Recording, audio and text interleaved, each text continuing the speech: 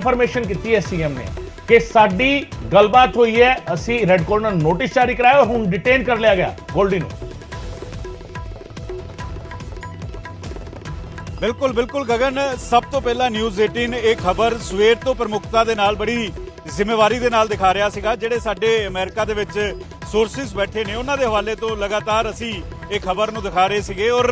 ਮੁੱਖ ਮੰਤਰੀ ਦਫ਼ਤਰ ਦੇ ਨਾਲ ਲਗਾਤਾਰ ਅਸੀਂ ਸੰਪਰਕ ਸਾਧਣ ਦੀ ਕੋਸ਼ਿਸ਼ ਕਰ ਰਹੇ ਸੀ, ਡੀਜੀਪੀ ਦਫ਼ਤਰ ਨਾਲ ਸੰਪਰਕ ਸਾਧਣ ਦੀ ਕੋਸ਼ਿਸ਼ ਕਰ ਰਹੇ ਸੀ ਕਿ ਕਿਸੇ ਪਾਸੋਂ ਕੋਈ ਸਟੇਟਮੈਂਟ ਆਵੇ, ਕੋਈ ਗੱਲਬਾਤ ਕੀਤੀ ਜਾਵੇ, ਕਿਉਂਕਿ ਸੋਰਸਿਸ ਤੋਂ ਇਹ ਬਹੁਤ ਵੱਡੀ ਖਬਰ ਸੀਗੀ। ਔਰ ਅੱਜ ਮੁੱਖ ਮੰਤਰੀ ਗੁਜਰਾਤ ਦੇ ਵਿੱਚ ਨੇ। ਗੁਜਰਾਤ ਦੇ ਵਿੱਚ ਜਦੋਂ ਪ੍ਰੈਸ ਕਾਨਫਰੰਸ ਕਰ ਰਹੇ ਸੀਗੇ ਤਾਂ ਉਹਨਾਂ ਨੇ ਖੁਦ ਇਸ ਗੱਲ ਦੀ ਪੁਸ਼ਟੀ ਕੀਤੀ। ਉਹਨਾਂ ਨੇ ਇਸ ਬਾਬਤ ਕਿਹਾ ਕਿ ਜਿਹੜੀ ਖਬਰ ਦਿਖਾਈ ਜਾ ਰਹੀ ਸੀਗੀ ਉਸ ਬਾਰੇ ਜਾਣਕਾਰੀ ਮਿਲੀ ਹੈ। ਉਸ ਬਾਰੇ ਉਹਨਾਂ ਨੇ ਕਿਹਾ ਕਿ ਮੈਂ ਇੱਕ ਜ਼ਿੰਮੇਵਾਰੀ ਦੇ ਨਾਲ ਹੈੱਡ ਆਫ ਸਟੇਟ ਹੋਣ ਦੇ ਨਾਤੇ ਇਹ ਦੱਸ ਰਿਹਾ ਕਿ ਗੋਲਡੀ ਬਰਾੜ ਨੂੰ ਡਿਟੇਨ ਕਰ ਲਿੱਤਾ ਗਿਆ ਹੈ। ਉਹਨਾਂ ਨੇ ਕਿਹਾ ਕਿ ਗੋਲਡੀ ਬਰਾੜ ਨੂੰ ਡਿਟੇਨ ਕਰ ਲਿੱਤਾ ਗਿਆ ਹੈ ਕਿਉਂਕਿ ਪੰਜਾਬ ਪੁਲਿਸ ਲਗਾਤਾਰ ਕੇਂਦਰ ਸਰਕਾਰ ਦੀਆਂ ਜਿਹੜੀਆਂ ਏਜੰਸੀਆਂ ਨੇ ਉਹਨਾਂ ਦੇ ਨਾਲ ਤਾਲਮੇਲ ਬਣਾ ਕੇ ਬੈਠੀਆਂ ਹੋਈਆਂ ਸੀਗੀਆਂ ਔਰ ਕਿਉਂਕਿ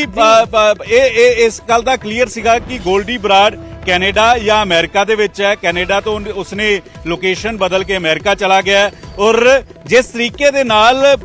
ਕਿਸੇ ਕਤਲ ਨੂੰ ਕਿਉਂਕਿ ਪਹਿਲਾਂ ਸਿੱਧੂ ਮੂਸੇਵਾਲਾ ਦਾ ਕਤਲ ਕੀਤਾ ਉਹਨੇ ਫੇਸਬੁੱਕ ਤੇ ਜ਼ਿੰਮੇਵਾਰੀ ਲਈ, ਉਸ ਤੋਂ ਬਾਅਦ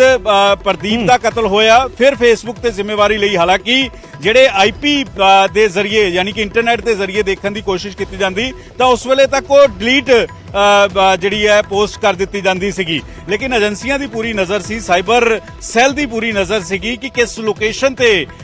ਗੋਲਡੀ ਬਰਾੜ ਹੋ ਸਕਦਾ ਹੈ ਕਿਉਂਕਿ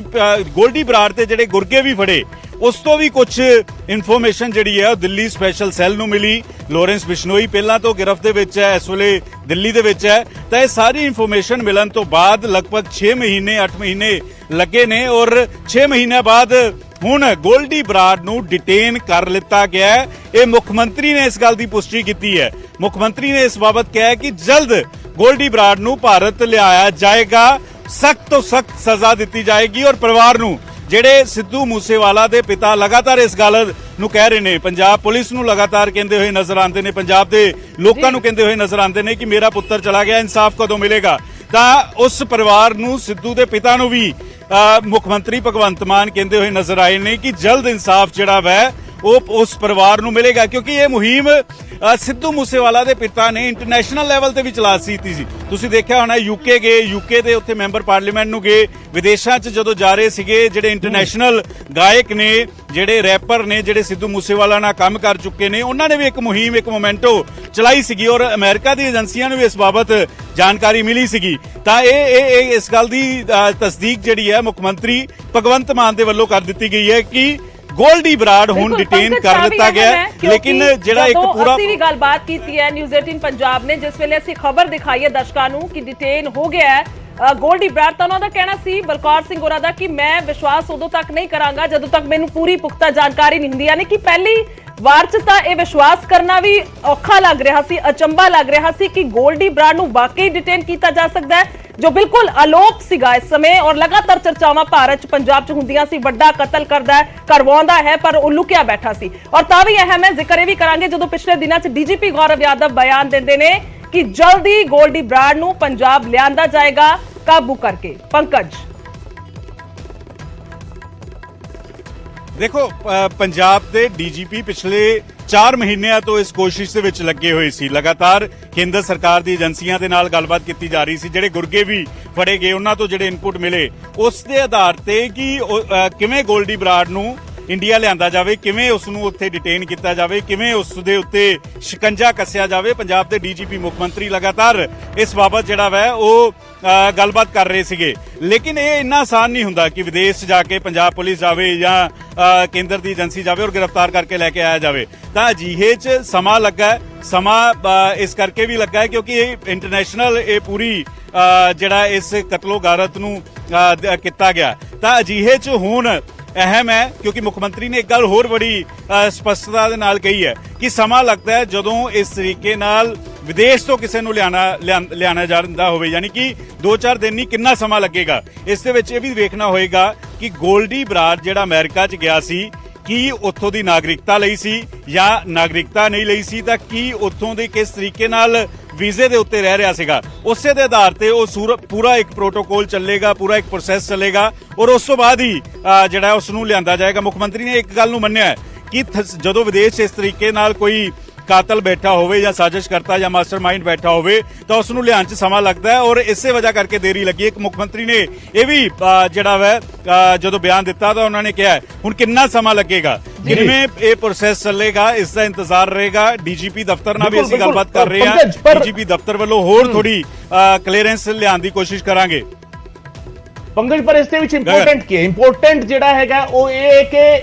ਗੋਲਡੀ ਬਰਾੜ ਦਾ ਡਿਟੇਨ ਹੋਣਾ, ਕਿਉਂਕਿ ਅਬਰੋਡ ਕੋਈ ਗਿਆ, ਯੂਐਸ ਗਿਆ ਜਾਂ ਯੂਕੇ ਗਿਆ, ਉਸ ਨੂੰ ਡਿਟੇਨ ਵੀ ਕਰ ਲਿਆ ਜਾਵੇ ਤਾਂ ਉਸ ਦੇ ਪਿੱਛੇ ਵੀ ਇੱਕ ਪੂਰੀ ਐਕਸਰਸਾਈਜ਼ ਹੁੰਦੀ ਹੈ, ਐਕਸਰਸਾਈਜ਼ ਡਾਕੂਮੈਂਟੇਸ਼ਨ ਦੀ, ਐਕਸਰਸਾਈਜ਼ ਉਸ ਦੇ ਖਿਲਾਫ ਸਾਰੇ ਸਬੂਤ ਇਕੱਠੇ ਕਰਕੇ ਜਿਹੜਾ ਡੋਜ਼ੀਅਰ ਬਣਾ ਕੇ ਦੇਣਾ ਕਿ ਇਸ ਨੂੰ ਡਿਟੇਨ ਕੀਤਾ ਜਾਣਾ ਜ਼ਰੂਰੀ ਹੈ। ਇਹ ਸੋਸਾਇਟੀ ਲਈ ਖਤਰਾ ਹੈ ਔਰ ਸੋਸਾਇਟੀ ਸਿਰਫ ਇੰਡੀਅਨ ਸੋਸਾਇਟੀ ਨਹੀਂ, ਇੱਕ ਕ੍ਰਿਮੀਨਲ ਬੈਕਗ੍ਰਾਉਂਡ ਦਾ ਸ਼ਖਸ ਹੈ, ਇਸ ਨੂੰ ਜਿੱਥੇ ਵੀ ਇਹ ਰਹੇਗਾ ਉੱਥੇ ਕ੍ਰਾਈਮ ਕਰ ਸਕਦਾ ਹੈ। ਇਹ ਐਸ਼ੋਰੈਂਸ ਉਹਨਾਂ ਏਜੰਸੀਜ਼ ਨੂੰ ਦਿਵਾਣਾ, ਕਿਉਂਕਿ ਇਸ ਤੋਂ ਪਹਿਲਾਂ ਵੀ ਅਸੀਂ ਬਹੁਤ ਸਾਰੇ ਕੇਸਿਸ ਨੇ, ਮੈਂ ਗੁਰਜੋਤ ਦੇ ਨਾਲ ਵੀ ਇਹ ਗੱਲ ਕਰ ਰਿਹਾ ਸੀ ਕਿ 211 ਇੰਡੀਅਨਸ ਨੇ ਜਿਨ੍ਹਾਂ ਦੇ ਖਿਲਾਫ ਰੈੱਡ ਕਾਰਨਰ ਨੋਟਿਸ ਜਾਰੀ ਹੈ ਇੰਟਰਪੋਲ ਦਾ, ਇੰਟਰਪੋਲ ਦੀ ਸਾਈਟ ਤੇ ਉਹਨਾਂ ਦੀ ਡਿਟੇਲਸ ਹੈਗੀਆਂ ਨੇ। ਗੋਲਡੀ ਬਰਾੜ ਦੇ ਖਿਲਾਫ ਵੀ ਰੈੱਡ ਕਾਰਨਰ ਨੋਟਿਸ ਜਾਰੀ ਹੁੰਦਾ ਹੈ, ਪਰ ਗੋਲਡੀ ਬਰਾੜ ਨੂੰ ਡਿਟੇਨ ਕੀਤਾ ਜਾਂਦਾ ਉਸ ਰੈੱਡ ਕਾਰਨਰ ਨੋਟਿਸ ਜਾਰੀ ਹੋਣ ਦੇ ਤਕਰੀਬਨ 1 ਤੋਂ 2 ਮਹੀਨੇ ਦੇ ਬਾਅਦ ਜਿਸ ਤਰੀਕੇ ਡਿਟੇਨ ਕਰ ਲਿਆ ਗਿਆ। ਇਹ ਆਪਣੇ ਆਪ ਵਿੱਚ ਇੱਕ ਵੱਡੀ ਐਕਸਰਸਾਈਜ਼ ਤਾਂ ਪੰਜਾਬ ਸਰਕਾਰ ਨੇ ਜਾਂ ਪੰਜਾਬ ਪੁਲਿਸ ਨੇ ਕੀਤੀ ਹੈ, ਜਿਸ ਦੇ ਵਿੱਚ ਸਕਸੈਸ ਮਿਲੀ ਹੈ ਕਿ ਉਹ ਪੂਰਾ ਪ੍ਰੂਫ ਜਿਹੜਾ ਹੈਗਾ ਔਰ ਅਮਰੀਕਨ ਏਜੰਸੀਜ਼ ਨੂੰ, ਅਮਰੀਕਨ ਸਿਕਿਉਰਿਟੀ ਏਜੰਸੀਜ਼ ਨੂੰ ਇਹ ਯਕੀਨ ਦਿਵਾਉਣ ਦੇ ਵਿੱਚ ਕਾਮਯਾਬ ਹੋਈ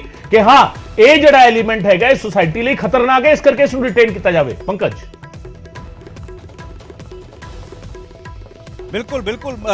ਗਗਨ, ਇਸੇ ਕਰਕੇ ਮੁੱਖ ਮੰਤਰੀ ਨੇ ਜਦੋਂ ਕਿਹਾ ਕਿ ਗੋਲਡੀ ਬਰਾੜ ਨੂੰ ਡਿਟੇਨ ਕਰ ਲਿਆ, ਨਾਲ ਹੀ ਉਹਨਾਂ ਨੇ ਵੀ ਕਿਹਾ ਕਿ ਥੋੜਾ ਸਮਾਂ ਲੱਗਦਾ ਵਾ ਕਿਉਂਕਿ ਜਿਹੜਾ ਇਹ ਇੰਟਰਨੈਸ਼ਨਲ ਪ੍ਰੋਸੈਸ ਹੈ, ਸਾਰੇ ਡਾਕੂਮੈਂਟ ਦਾ ਜਿਸ ਤਰੀਕੇ ਨਾਲ ਤੁਸੀਂ ਵੀ ਜ਼ਿਕਰ ਕੀਤਾ, ਪੂਰਾ ਇੱਕ ਬਿਊਰਾ ਦਿੱਤਾ ਜਾਏਗਾ, ਡੋਜ਼ੀਅਰ ਇੱਕ ਪੂਰਾ ਤਿਆਰ ਹੁੰਦਾ ਹੈ ਕਿ ਕਿਹੜੇ ਕਿਹੜੇ ਕਤਲ ਕੀਤੇ, ਕਿਵੇਂ ਕਤਲ ਕੀਤੇ ਔਰ ਕਿਵੇਂ ਅਮਰੀਕਾ ਦੇ ਲਈ ਵੀ ਖਤਰਨਾਕ ਹੋ ਸਕਦਾ ਔਰ ਕਿਵੇਂ ਭਾਰਤ ਦੇ ਲਈ ਇਹ ਬੇहद ਜ਼ਰੂਰੀ ਹੈ। ਇਹ ਸਾਰੀ ਡਾਕੂਮੈਂਟ ਜਿਹੜੇ ਆ, ਕਿਉਂਕਿ ਗੋਲਡੀ ਬਰਾੜ ਨੂੰ ਜਿਹੜਾ ਡਿਟੇਨ ਕੀਤਾ ਗਿਆ ਅੱਜ ਜਾਂ ਕੱਲ ਨਹੀਂ ਕੀਤਾ ਗਿਆ, ਜਿਹੜੇ ਮੇਰੇ ਸੋਰਸਿਸ ਜਾਣਕਾਰੀ ਦੇ ਰਹੇ ਨੇ ਉਹ 20 ਨਵੰਬਰ ਦੇ ਆਸ-ਪਾਸ, ਯਾਨੀ ਕਿ 10 ਦਿਨ ਲੱਗ ਗਏ ਔਰ 10 ਦਿਨਾਂ 'ਚ ਇਹ ਖਬਰ ਲੀਕ ਤੱਕ ਨਹੀਂ ਹੋਈ। ਯਾਨੀ ਕਿ ਜਿਹੜੀ ਪੰਜਾਬ ਪੁਲਿਸ ਹੈ ਜਾਂ ਸੈਂਟਰ ਦੀਆਂ ਏਜੰਸੀਆਂ ਨੇ ਉਹ ਕੋਈ ਵੀ ਅਜਿਹੀ ਕੋਤਾਹੀ, ਕੋਈ ਵੀ ਅਜਿਹੀ ਗਲਤੀ ਨਹੀਂ ਕਰਨਾ ਚਾਹੁੰਦੀ ਸੀ ਕਿ ਜਿਸ ਦੇ ਨਾਲ ਗੋਲਡੀ ਬਰਾੜ ਫਰਾਰ ਹੋ ਜਾਏ, ਗੋਲਡੀ ਬਰਾੜ ਨੂੰ ਕੋਈ ਮੌਕਾ ਮਿਲ ਜਾਏ ਕਿ ਕਾਨੂੰਨੀ ਕੋਈ ਜਿਹੜਾ ਪ੍ਰਕਿਰਿਆ ਦੇ ਤਹਿਤ ਫਿਰ ਉੱਥੇ ਸਮਾਂ ਹੋਰ ਲਗਾ ਲੇ। ਇਸੇ ਵਜ੍ਹਾ ਕਰਕੇ 10 ਦਿਨ ਬਾਅਦ ਇਹ ਖਬਰ 10-12 ਦਿਨਾਂ ਬਾਅਦ ਜਿਹੜੀ ਉਹ ਸਾਹਮਣੇ ਆ ਰਹੀ ਹੈ। ਦੂਸਰਾ ਗਗਨ ਇਹ ਵੀ ਹੈ ਕਿ ਇੰਟਰਨੈਸ਼ਨਲ ਪ੍ਰੋਸੈਸ ਦੇ ਹਿਸਾਬ ਨਾਲ